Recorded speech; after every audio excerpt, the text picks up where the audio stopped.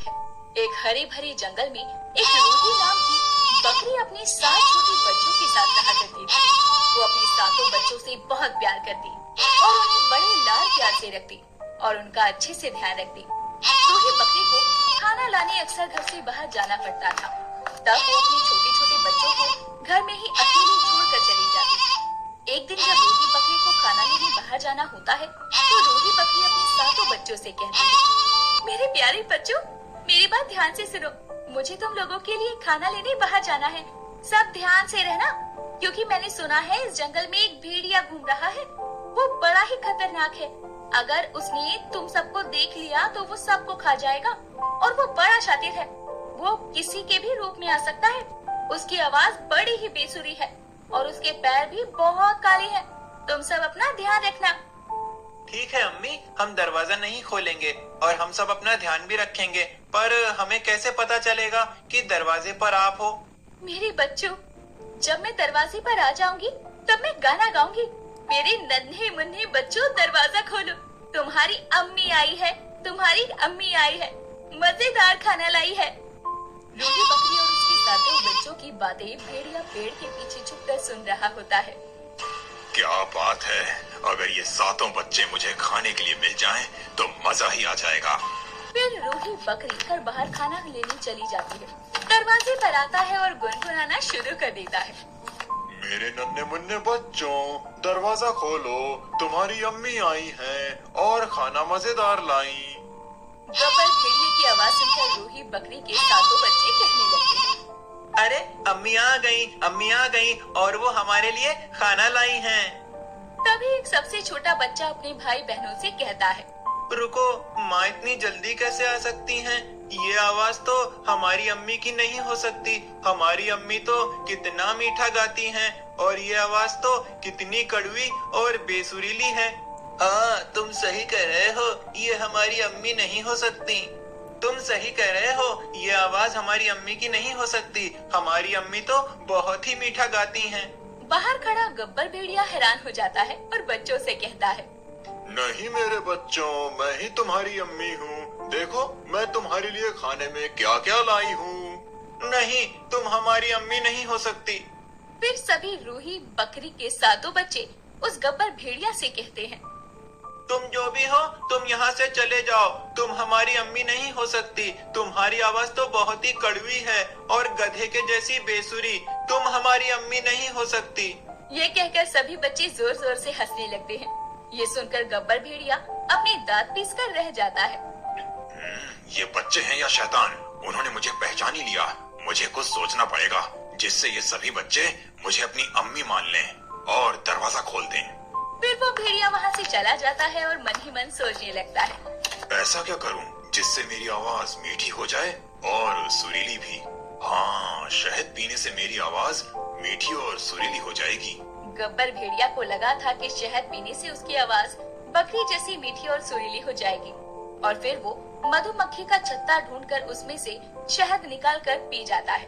उसे लगता है कि शायद शहद पीने से उसकी आवाज बकरी जैसी मीठी हो जाएगी और फिर वो रूही बकरी के घर का दरवाजा खटखटाता है और गाना गाने लगता है। वो कौन सा गाना था? अरे हाँ, याद आया। मेरे नन्हे मुन्ने बच्चों, दरवाजा खोलो, तुम्हारी अम्मी है आई और तुम्हारे लिए खाना लाई।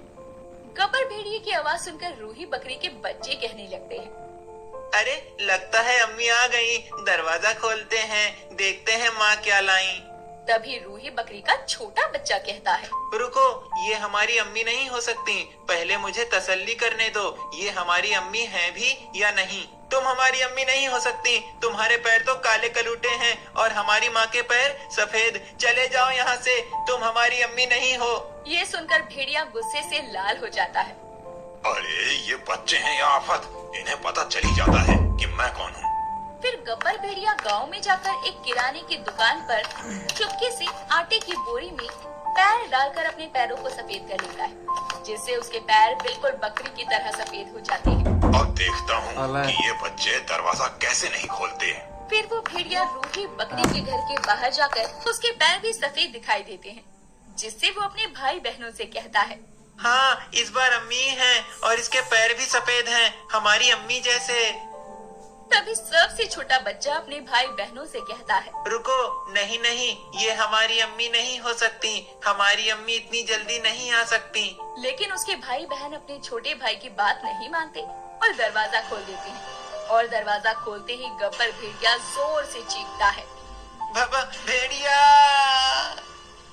हाँ, मैं नन्हे मुन्ने बच्चों, दरवाजा खोलो, अम्मी तुम्हें खाना देने नहीं, तुम्हें खाने आई है। ये कहते हुए भेड़िया जोर जोर से हंसने लगता है। उसे देखकर सभी बच्चे बुरी तरह से डर गए और सारे बच्चे इधर उधर छुपने के लिए भागने लगे। अब मुझसे बचकर कहाँ जाओगे? मैं तुम्हें ढूंढ ही लूंगा। फिर वो भेड़िया एक एक करके सभी बच्चों को ढूंढ लेता है और बच्चों को पकड़कर बोरी में भरकर अपने कंधे पर खुशी खुशी लाद कर गाना गाते हुए चला। भेड़िए की नजर से बचकर सबसे छोटा बच्चा जो भूसे के ढेर में था।